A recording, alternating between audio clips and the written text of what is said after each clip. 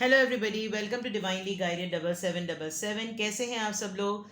मैं आ गई हूँ एक और फ्रेश रीडिंग के साथ, और आज की रीडिंग मैं नो कांटेक्ट पे करने जा रही हूँ। यानी कि इस नो कांटेक्ट सिचुएशन में आप रिलेशनशिप की क्या एनर्जी है, क्या आपके पर्सन और आपके दिमाग में चल रहा है, आप लोग नो कांटेक्ट सिचुएशन में किस वजह से हैं, क्या फैक्टर्स हैं।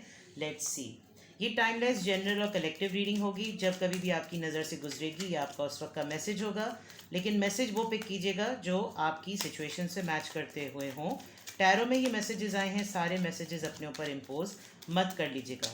नो कॉन्टैक्ट सिचुएशन, आप और आपके पर्सन के रिलेशनशिप की एनर्जी। नो कॉन्टैक्ट सिचुएशन, आप और आपके पर्सन के रिलेशनशिप की energy. 4 of wands, 9 of cups, 8 of wands, 7 of swords. Sadly speaking, I don't know, ये किसी खास ही मैसेज के लिए ही मैसेज होगा। आई थिंक आपके पर्सन ने आपसे कमिटमेंट का वादा किया, शादी का वादा किया, और शादी उनकी आपसे शायद नहीं हुई, या शादी के प्रपोजल तक बात पहुंची, और शादी के बाद उन्होंने आपको डिले पे डाल दिया, पेंडिंग में डाल दिया ये मैटर, और आपको वेटिंग पर आप हैं बहुत बुरी तरीके से। शायद इस नो कॉन्टैक्ट सिचुएशन में आप लोग ऑलरेडी मैरिड हैं, और अगर ऑलरेडी मैरिड नहीं हैं तो शादी का मैटर ज़रूर है। लॉन्ग डिस्टेंस हो सकता है। लॉन्ग डिस्टेंस की वजह एक ये भी हो सकती है जिसमें बीच में करियर आ रहा है, कुछ स्टेबिलिटी की बात है। Otherwise 4 of wands is a card of a commitment, it's a card of a शादी, it's a card of a union, it's a card of happiness. बहुत अच्छा पॉजिटिव कार्ड है।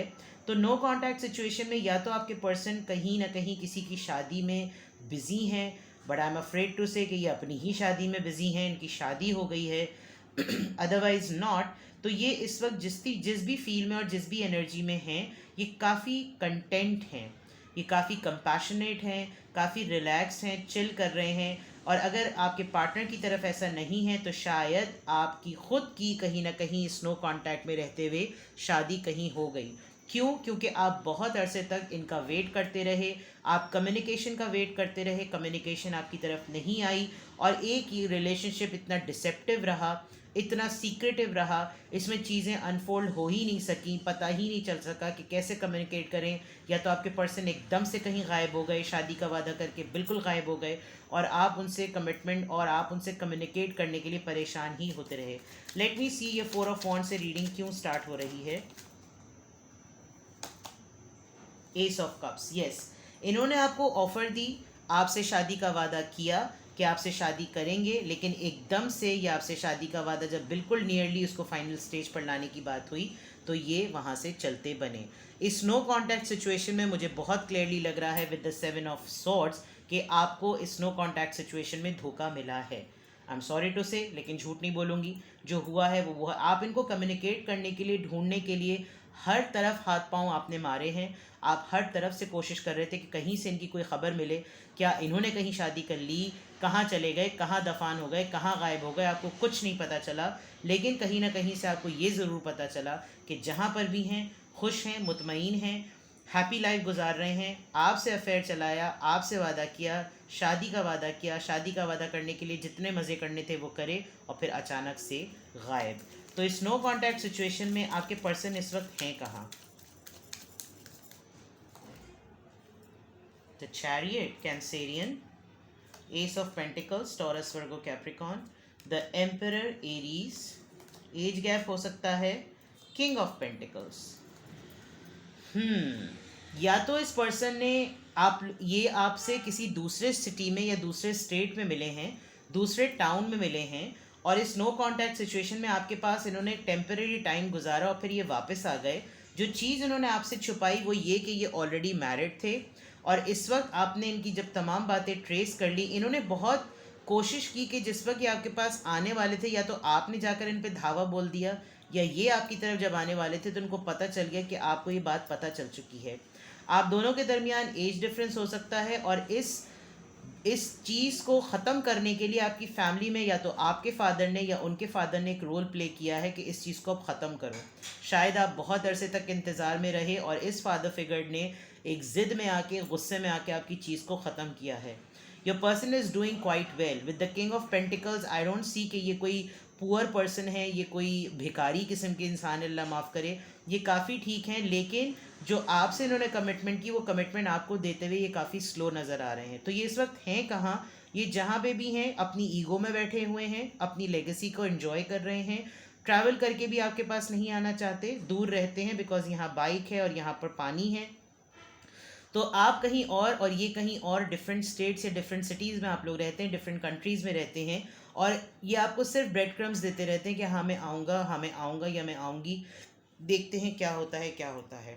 ओह गॉड, शायद आप इनसे प्रेग्नेंट हो गए हैं या शादी हो गई थी, अदरवाइज़ कुछ ना कुछ मामला ऐसा हुआ है। अदरवाइज़ ये एम्प्रेस के कार्ड से 3 मैसेजेस हमेशा पिक होते हैं, या तो आप प्रेग्नेंट हो गए, अगर ये बात नहीं है तो इनकी जिससे शादी हुई वहाँ गुड न्यूज़ है। अदरवाइज़ ये जो इस वक्त इन्होंने आपको नो कांटेक्ट में पेंडिंग में डाला हुआ है, इनका कहीं ना कहीं किसी से अफेयर चल रहा है।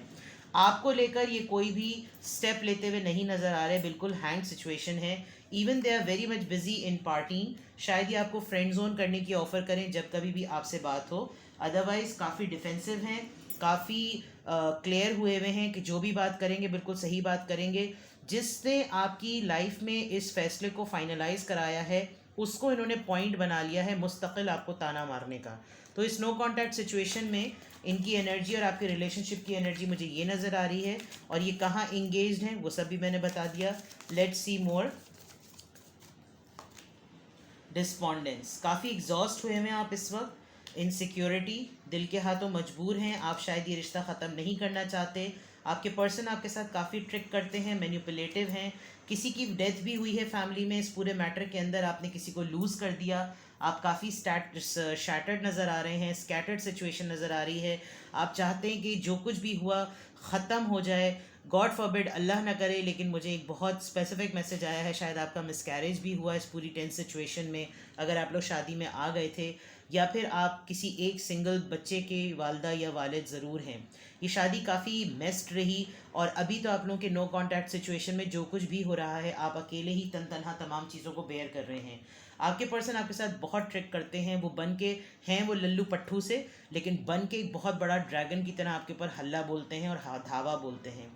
दूसरी तरफ मैं देखूं तो उनका दिल खुद भी गड़बड़ कर रहा है, उनका ज़मीर उनको मलामत करता है, बार बार उन कहते हैं, लेकिन अब वो बिल्कुल एक डिनाइल में चले गए हैं कि नहीं नहीं जो कुछ भी हुआ बिल्कुल सही हुआ।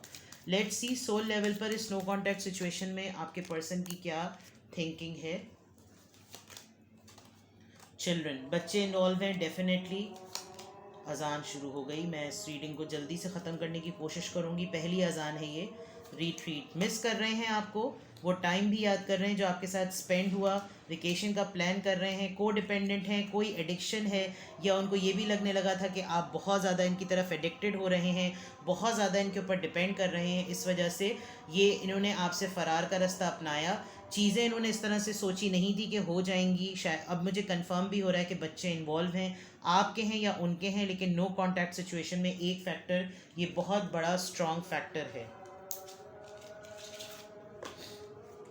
लेट्स सी इस नो कांटेक्ट सिचुएशन में इनके माइंड में क्या बातें आती हैं। इस नो कांटेक्ट सिचुएशन में आपके पर्सन के माइंड में क्या बातें आती हैं। आई hide behind material things, 7 of swords के कार्ड ने ये कंफर्मेशन दे दी कि मैं मटीरियल थिंग्स के पीछे छुपा हुआ था। I will wait for a sign from you, मैं तुम्हारी तरफ से किसी साइन का वेट करूँगा। I lost myself for a little while. I think ये जो बच्चे वाली बात है, ये आप दोनों के दरमियान जो भी टाइम गुजरा उसमें कोई एक ऐसा इंटीमेसी फेस हुआ जिसमें अपने आप पर कंट्रोल ना कर सके, और ये चीज़ ऊप्स के तौर पर हो गई।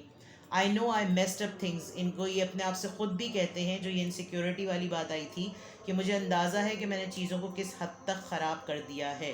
ये बातें शायद ये आपसे नहीं कहते, लेकिन ये ख़ुद से ज़रूर सोचते होंगे। फाइनली आई लव यू, कद्दू I love you, no contact में है और आई लव यू। ठीक है, एडवाइस ले लेते हैं आपके लिए और फिर मैं इस रीडिंग को एंड कर दूंगी। अजीब सी आवाज़ निकली है ये, बाहर आ।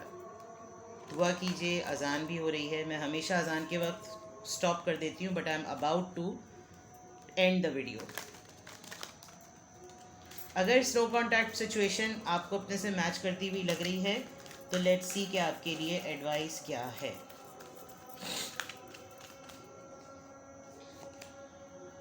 Darkest fear, number 9.